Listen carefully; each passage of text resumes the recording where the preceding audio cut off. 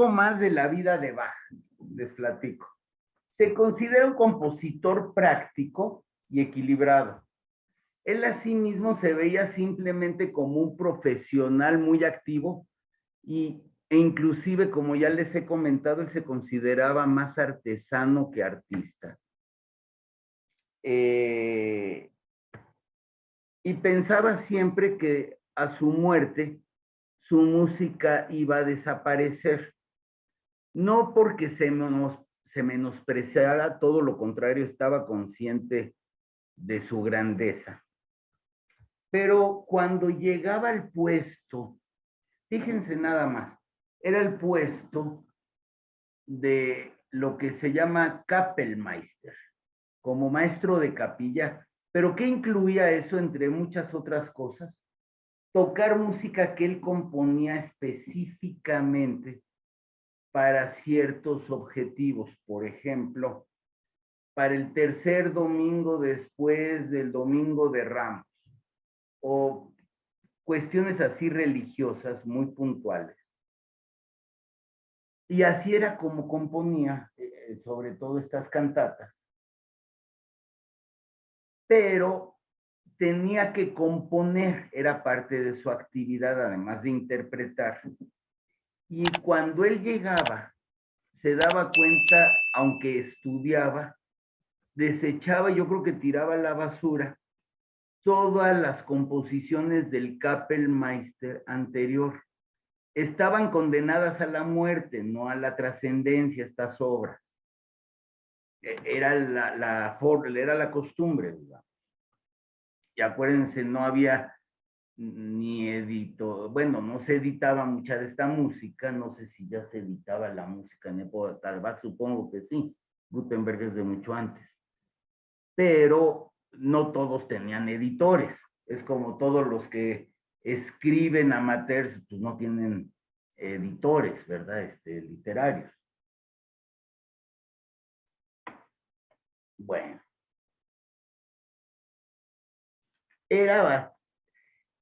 era un hombre hosco, muy disciplinado, intolerante básicamente con la falta de respeto a la música o a la disciplina musical, y exigía que todos fueran igual que él, lo cual no era para nada fácil. Inclusive en una ocasión llegó a sacar un cuchillo en una discusión con otro músico. A otro burlonamente le dijo que su fagot sonaba cabra. Era difícil con los estudiantes y muy rebelde con los, digamos, patronatos. Lo llegaron a reprimir varias veces. Una vez porque se fue a oír a Buxtehude, su ídolo, a Lübeck, el gran organista de la época. Les voy a platicar, fíjense lo que tenía que hacer Bach. Es que era muy severo en toda su personalidad. De eso que parecía que nunca hizo un chiste en su vida. Por eso mismo hay una anécdota bastante sencilla y bastante simpática, en la cual se vacila o nos da risa su tacañería. Tenía fama de tacaño. Y más que por tacañería, yo creo que, bueno, además tenía muchos hijos que mantener. Tuvo 2 matrimonios y 9 hijos que sobrevivieron, muchos de ellos músicos muy afamados como Johann Christian. Pero era muy fijado en el dinero. Y entonces esta anécdota es muy simpática, porque un amigo o un pariente le mandó vino, y entonces pone así. Era su primo, dice: aunque mi honorable primo ofrece bondadosamente regalarme más de este licor, debo declinar la oferta a causa de los gastos excesivos aquí. Pues como el transporte cuesta 16 groschen, el encargado de la entrega 2 groschen, el inspector de aduanas 2 groschen, el derecho de aduana interior 5 groschen, 3 pfennig, son como pesos y centavos, y el derecho general 3 groschen. Mi honorable primo puede juzgar por sí mismo que cada cuarto me cuesta casi 5 groschen, lo cual para tratarse de un regalo es realmente demasiado caro, ¿no? Típico humor alemán. Un regalo caro, caro para el que lo recibe. Bueno, miren, se sabe, porque inclusive se investigó su esqueleto, que medía 1,75, tenía la cabeza voluminosa, físico robusto, cuerpo sólido, se veía muy fuerte, nariz prominente, mejillas carnosas, usaba peluca y parece que también era para ocultar una calvicie, el mentón saliente, el labio severo, el rostro inflexible, le gustaba salirse con la suya. Les he platicado que en casa de mis papás, cuando yo era niño, en el estudio de mi papá, que era como un lugar que no podíamos entrar así de fácil, ¿no? Era como el lugar más importante de la casa, y no era para entrar diario, entrábamos a saludar a mi papá o así, pero nada más. Y había un busto de Bach, fíjense. Fue el único busto, o la única figura, como judíos pues no hay figuras religiosas.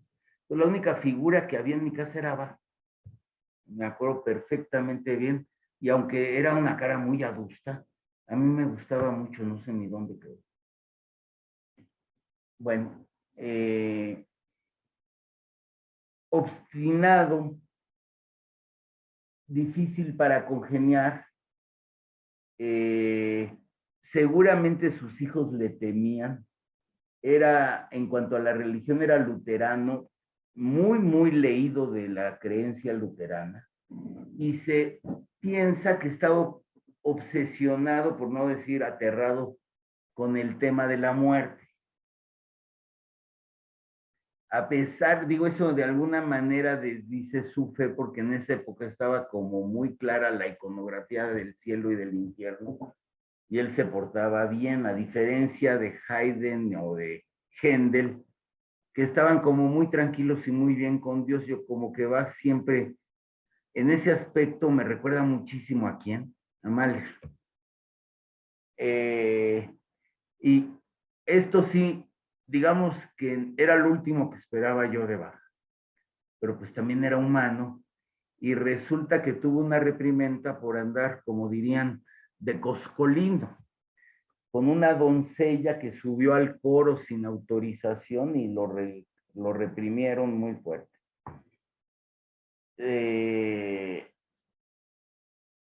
Nunca tuvo realmente carencias económicas.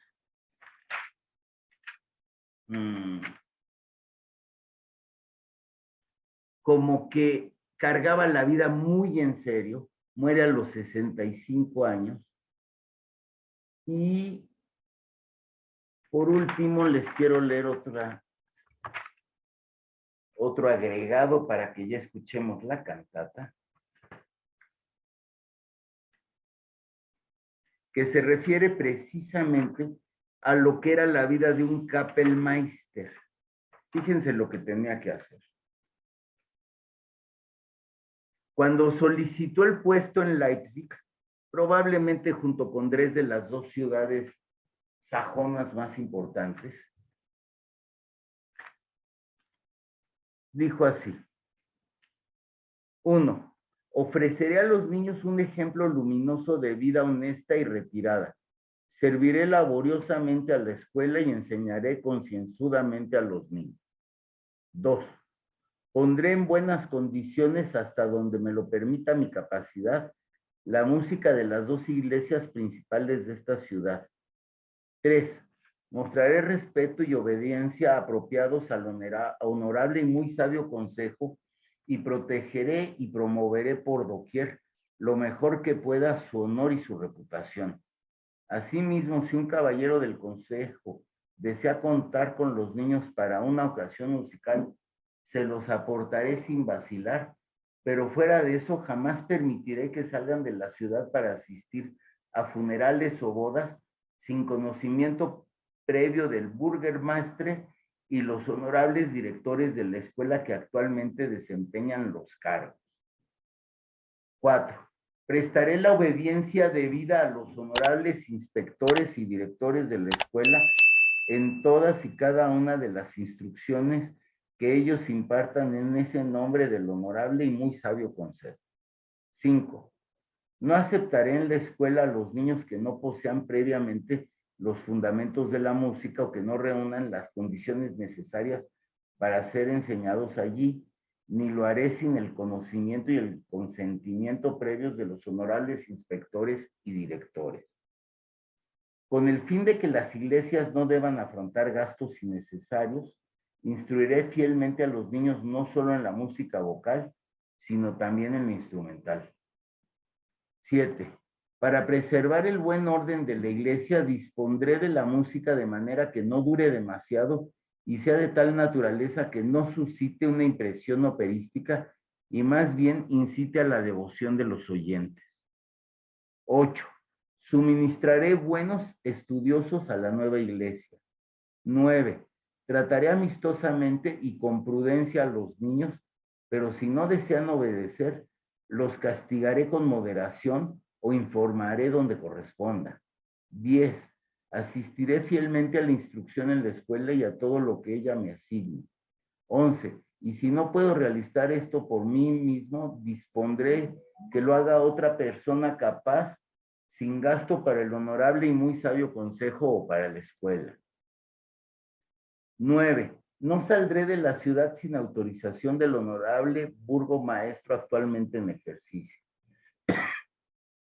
Siempre que sea posible, caminaré con los niños en los funerales como se acostumbra. Y 14. Y no aceptaré ni desearé aceptar un cargo en la universidad sin el consentimiento del honorable y sabio consejo. Y todo por un salario mínimo, no es cierto. Pero, pues, vean nomás todo lo que tenía que hacer. Les digo, era una vida bien pesada. Y el músico ni siquiera era honrado, se consideraba como un sirviente de nobles o clérigos. Ok, vamos a la siguiente y última cantata de hoy.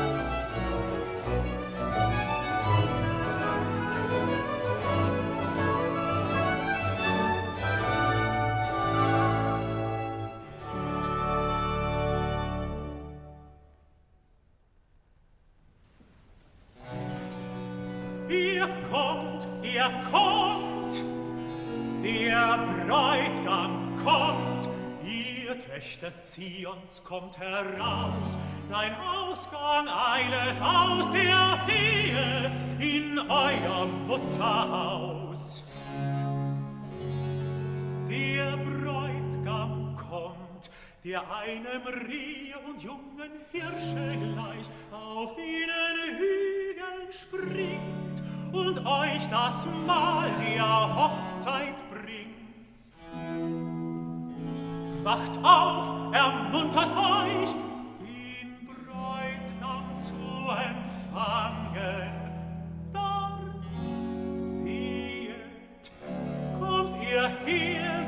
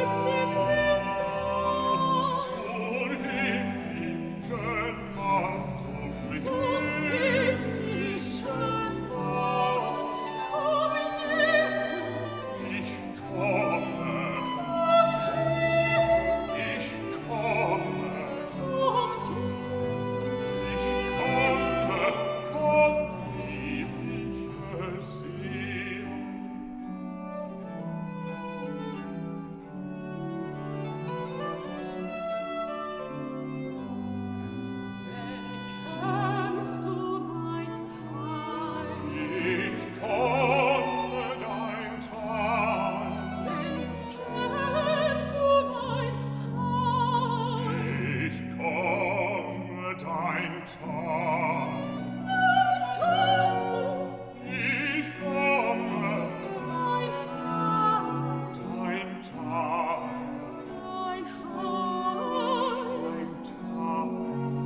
Ich warte, dein Tag. Ich komme,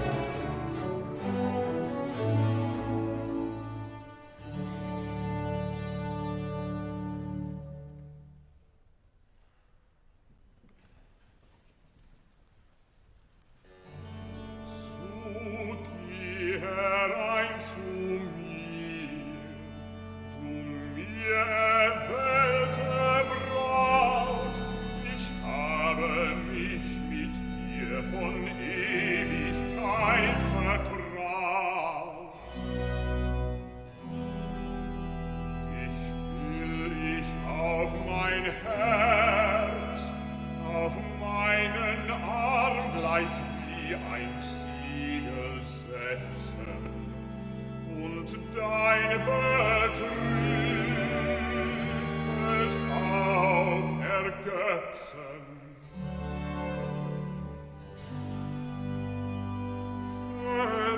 Vergiss, o Seele, nun die Angst, den Schmerz, den du erdulden müssen.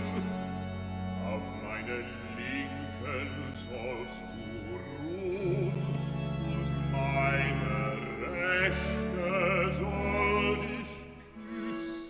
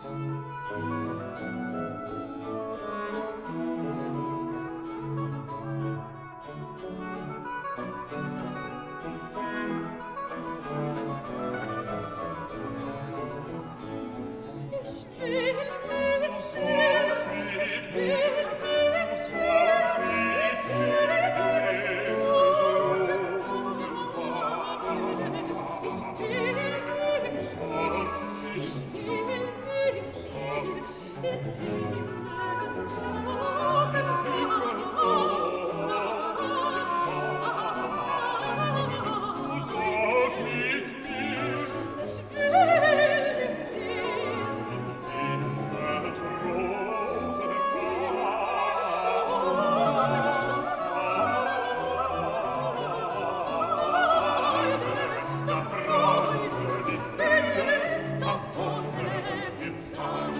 Freude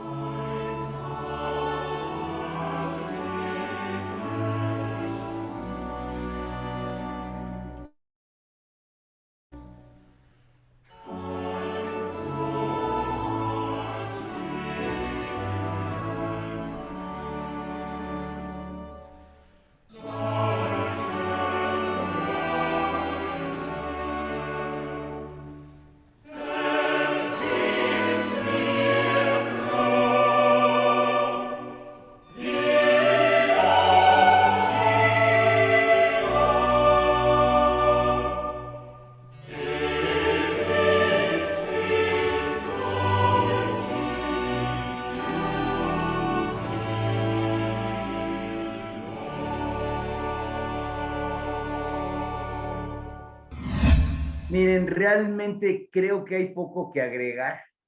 Yo no sé si me di a entender cuando hacía esto.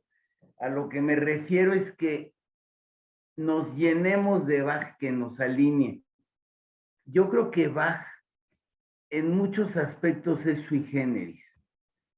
Entre otras cosas, porque cada vez yo creo que va a estar más de moda, porque es justo un balance para un mundo que cada vez está siendo más caótico. Bach es lo contrario, es el orden. Y de veras, yo creo que sería muy buena terapia que todos un momento al día escucháramos música de Bach. Ojalá que a ustedes les produzca como a mí, no solo una belleza artística auditiva, sino un bienestar físico, cosa que solamente Bach. Bueno, mil gracias, comentarios, gracias a toda la gente que me ayudó.